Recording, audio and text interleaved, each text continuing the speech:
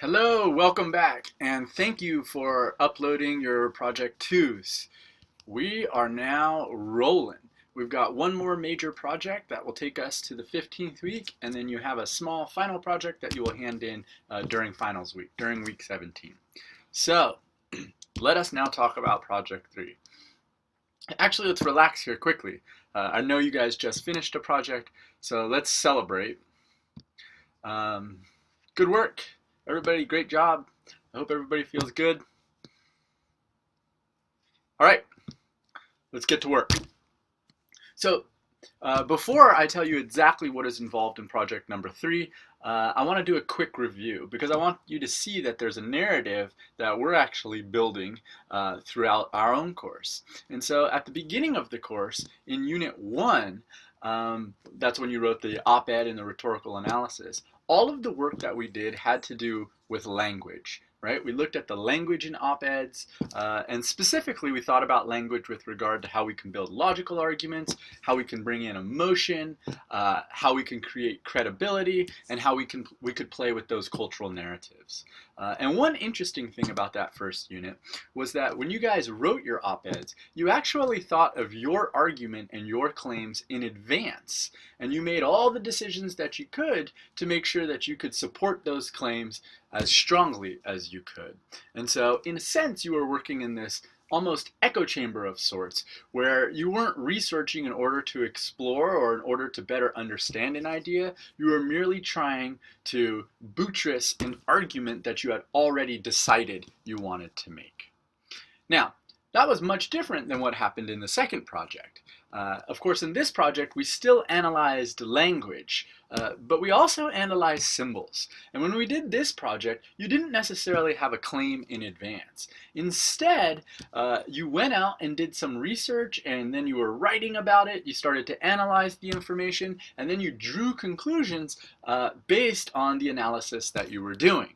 And so you looked at language, you looked at symbols, and you drew conclusions about these values and ideologies. And in a sense, in the second project, you were developing claims and developing an argument by writing and by researching. Right? Those things were kind of happening simultaneously. And so, unlike the first unit, we moved beyond language, and unlike the first unit, we also moved beyond developing claims in advance. And so now we're in this third unit. And the third unit is going to push us even further away from language. And so in this third unit, this is the inquiry-based research unit. What you guys are going to do is choose an artifact. Right? You're not going to look at a report necessarily or look at language. You're going to look at an item, at a thing. And you're going to consider how that artifact or that item builds arguments. And so you're going to think about things like embedded agendas. And one of the really interesting things about this third project is that you actually won't start with any claims of your own. You'll merely start with questions. And you'll develop claims and arrive at a thesis at the very end of your project. So what's really interesting is that the entire project is upside down. You're inquiring and writing, and inquiring and questioning and writing, and your overall thesis becomes the very last paragraph of the project that you produce. The research helps you arrive at ideas. So in a sense, it's the exact opposite of what we had done in this first unit. And so I want to talk briefly about all that's going to happen. Now, I said that you're going to investigate a cultural artifact. And so what do I mean by that? Let me introduce you to this. Here are a few cultural artifacts to take a look at. We've got a guitar, and a measuring cup, and some scissors, and an old school camcorder, and classroom desks, and a binder, or excuse me, a notebook. And I want you to think about these artifacts. Clearly they're not language per se, but I suggest that all of these artifacts here do have embedded agendas. And I chose all of these examples because they actually all have the same embedded agenda. And so I'll give you guys a couple of moments to think about that embedded agenda. Go for it. Excellent. You're right. All of these artifacts actually promote a right-handed world. right? Often guitars are for right-handed players. It doesn't mean that they don't make left-handed guitars, but the idea is that the common guitar favors the right-handed. Measuring cups favor the right-handed. Think about trying to read the writing on that side if you had to hold it with your left hand. Scissors are often right-handed. Think about this old camcorder. You couldn't even hold it in your left hand, else you'd have to turn the entire thing upside down. Classroom desks often work better for the right-handed, and even notebooks are easier to use if you're right-handed. So this is a ridiculous example, but it helps make a very clear point. That items, too, can build arguments. That items have agendas. And so in a sense, we can now analyze items or analyze artifacts to see how they argue. And that's what we're interested in doing in this third project. We're moving away from language and we're moving towards artifacts. And so to get into this project, I'm going to ask you guys to do a brief reading. I'm going to ask you guys to take a look at an article that's called "Do Artifacts Have Politics?" I've given you a link to it. Here it is. And I warn you, when you get into the article, it's going to be pretty complicated. And so I want to prepare you for the reading. So to do that, let me help you start by giving you an idea about the thesis of the article. When you read it, you're going to note that the first couple of pages are really complicated.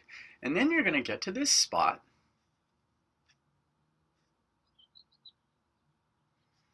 where the author actually lays out his thesis. And the thesis has to do with how artifacts are agendized, just like we had talked about earlier. And specifically, the author is going to argue that when we create objects or artifacts or technologies in the culture, we necessarily embed them with certain values and ideologies.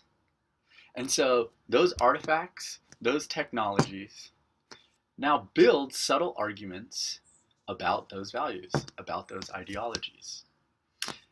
And the article is then going to complicate the argument a little bit and suggest that occasionally objects themselves have agendas, ideologies that aren't necessarily put there by their creator.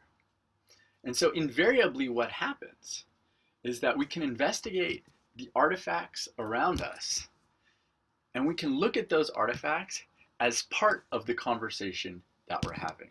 I know that this sounds a little bit abstract, so let me tie it down to a couple of examples. In the article, the author is going to talk about examples like highway overpasses and underpasses. He's going to talk about inventions like the mechanical tomato harvester, and he's going to talk about things that are as simple as campus plazas. And he's going to elaborate on these in order to show that these examples here actually have these embedded agendas.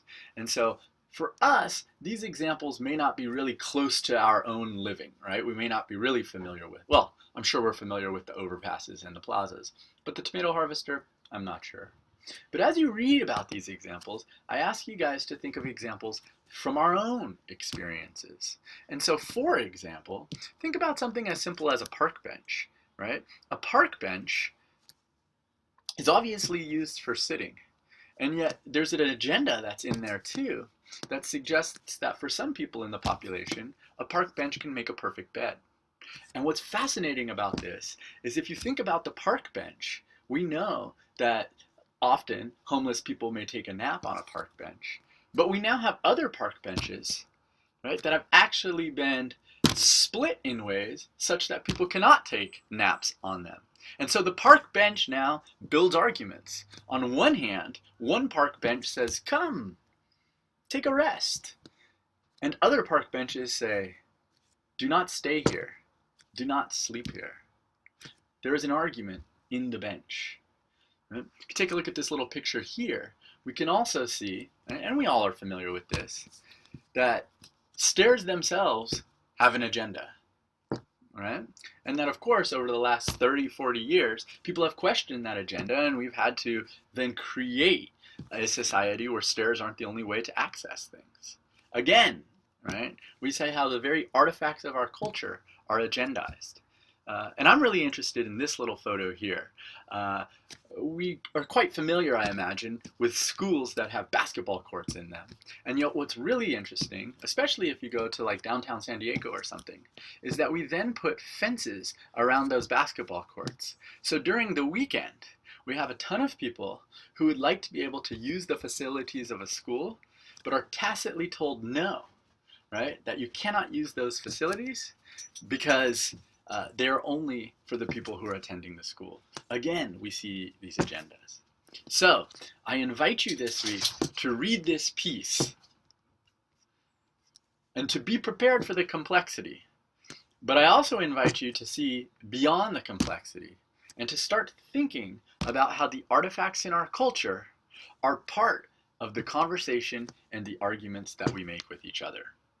If you have any questions, let me know. Lots of students produce lots of really awesome projects when it comes to Project 3. Take good care.